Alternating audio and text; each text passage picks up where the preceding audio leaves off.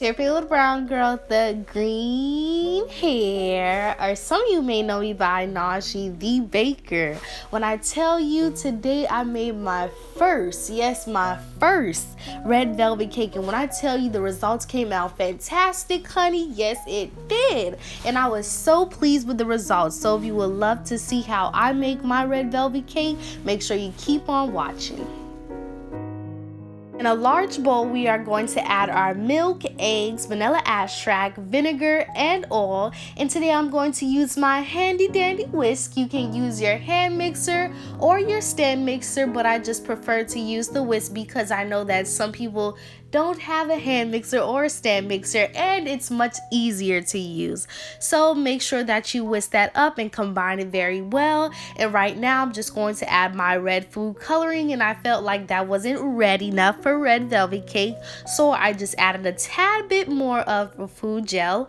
And that's what I'm going to do, and I'm just going to make sure that I mix it up, add my sugar, and make sure that you whisk it nice and well until everything is combined. And after you're finished adding your sugar, you can go ahead and sift your dry ingredients. Our next step is to add our baking soda, baking powder, and cocoa powder along with our dry ingredients. And right now I'm just going to sift it, and all of those nasty, hard parts you see inside that sieve, do not even dare to put that back inside the bowl. And when I tell you that it's just disgusting and that just gets me so aggravated, do not even do it. I'm telling you, do not. So right now I'm just going to add half of my dry ingredients along with my wet ingredients, and I'm just going to whisk that baby up. And you guys, do not forget to share this video with your family and friends, and also do not forget to like, comment, and subscribe so you guys can make sure that you get notified for every time I post for new and great content. But right now I'm just going to fold in my batter, making sure that I don't have any leftover dry ingredients, and I'm just going to go ahead and measure it. I actually used a half a cup, and I was just going back and forth with it, making sure that the measurements was even. And then once I'm finished adding my batter with the half a cup, I'm just going to use a little small spatula, and I'm just going to even the batter out inside of my cake pan.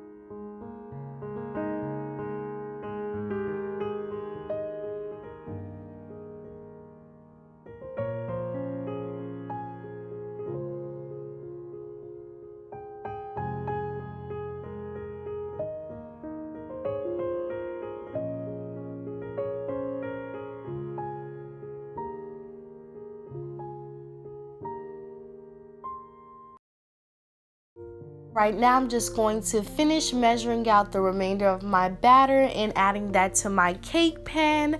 And then once I'm finished doing that, I will bake these cakes on 325 degrees for about 25 minutes or to 28 minutes. Soon as your cakes come out of the oven, make sure that you guys let it cool down completely, and then you can go ahead and make your icing. I will have the icing recipe down below in the description box, but I'm just going to take a scoop of icing. Oh my gosh, I cannot talk. Did you guys just hear what I said? I said icing. Like, what are you doing, honey? Honey, what are you doing? And what are you saying? But I meant icing. Right now, I'm just going to make sure that I get a scoop of icing. Yes, I finally said it. And I'm just going to use my miniature spatula. I'm using my miniature spatula because it's easier to maneuver while I'm icing my cake. You can also use the big spatula, but I personally prefer the miniature one.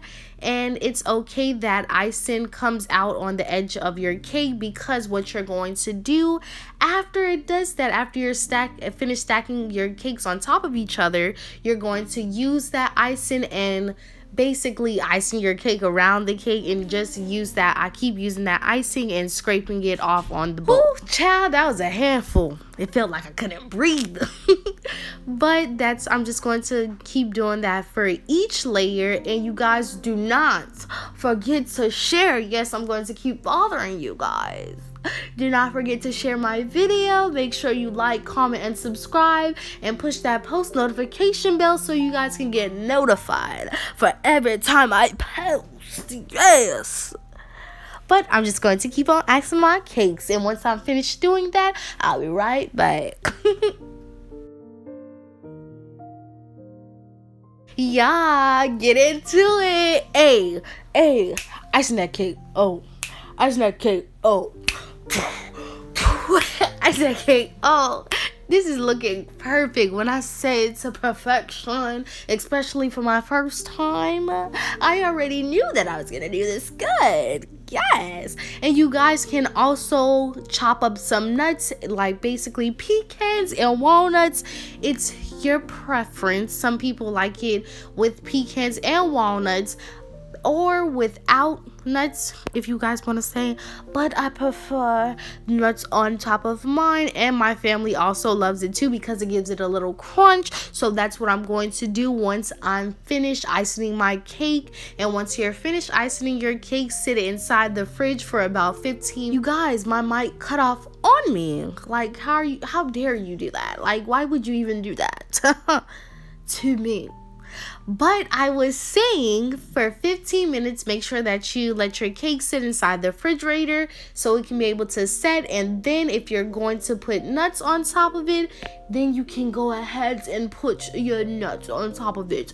So I'm just going to finish icing my cake. Hey everyone, since we are finished icing our cake, it is time to apply our nuts. And I'm just going to make sure that I get some of it and put it in the palm of my hand. And make sure you guys clean your hands before you do this process, or make sure you put on your food gloves. And I'm just going to press it against the cake, making sure that once I try to apply it, it sticks very well. And then I will keep doing that for the rest of the cake. I cannot talk right now. For the rest of the cake, I'm gonna keep on applying the nuts around of it, and I will put it on top of the cake. And once I'm finished doing that, I will let it sit inside the fridge or the freezer for another 10 to 15 minutes so it can be able to set. And voila, and that is the finishing touches. I hope you guys enjoyed this video. The finishing touches came out so perfect, and I am very satisfied with how my red velvet cake came out. If you guys love this video, make sure you give it a big thumbs up. Don't forget to comment down below, and don't forget to hit that subscribe button. Make sure you share with your family and friends.